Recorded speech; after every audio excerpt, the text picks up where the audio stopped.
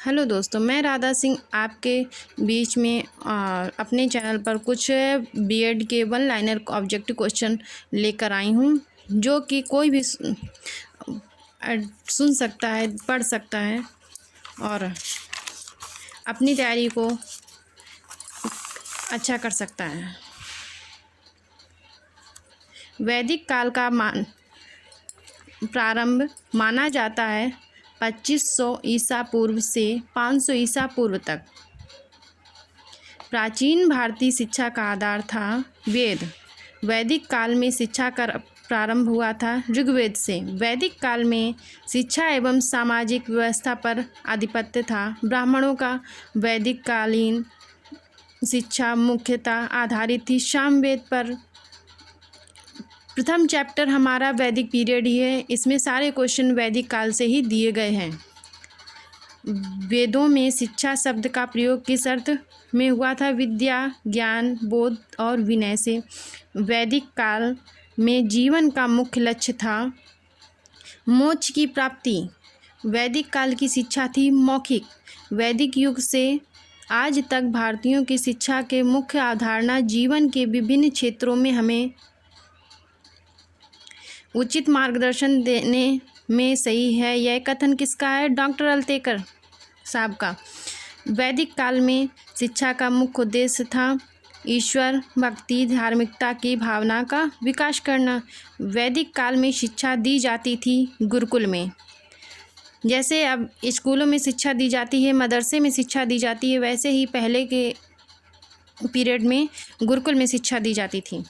शिक्षा को ज्ञान, प्रकाश और शक्ति का ऐसा स्रोत माना जाता है जो हमारी शारीरिक, मानसिक और आध्यात्मिक शक्तियों का, क्षमताओं का उत्तरोत्तर सामंजस्यपूर्ण विकास करके स्वभाव को परिवर्तित करते हैं और उत्कृष्ट बनाते हैं। यह कथन है डॉक्टर अल्तेकर का। वैदिक कालीन शिक्षा कितने रूप में बांटी थी? 2 रूपों में। विद्या आरंभ संस्कार कितने वर्ष का होता है? 5 से 6 वर्ष का।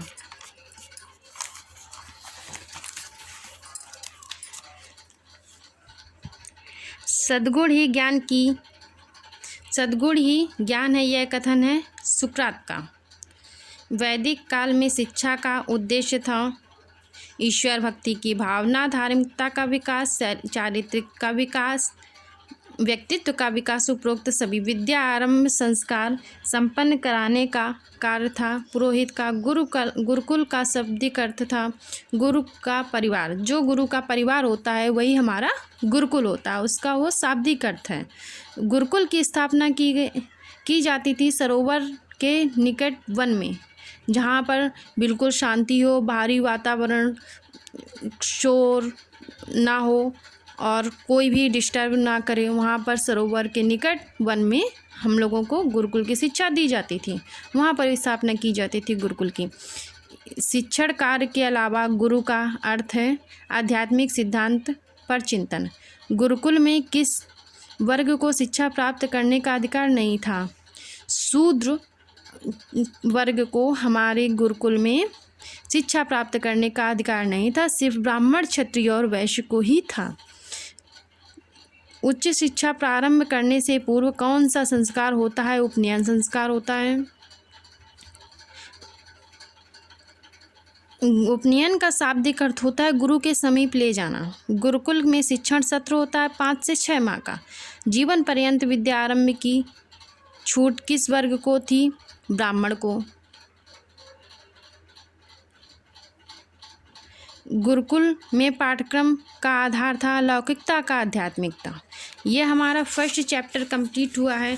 अगर आपको हमारा सेकंड चैप्टर का वीडियो सुनना है और देखना है तो लाइक करें, सब्सक्राइब करें, जिससे कि हमें पता चले कि आप लोग हमारे चैनल को, हमारे वीडियो को एक्सेप्ट कर रहे हैं। आपको हमारा वीडियो अच्छा लगा है तो ऐसे ही नए क्वेश्चन और आगे ही बढ़ाते रहेंगे।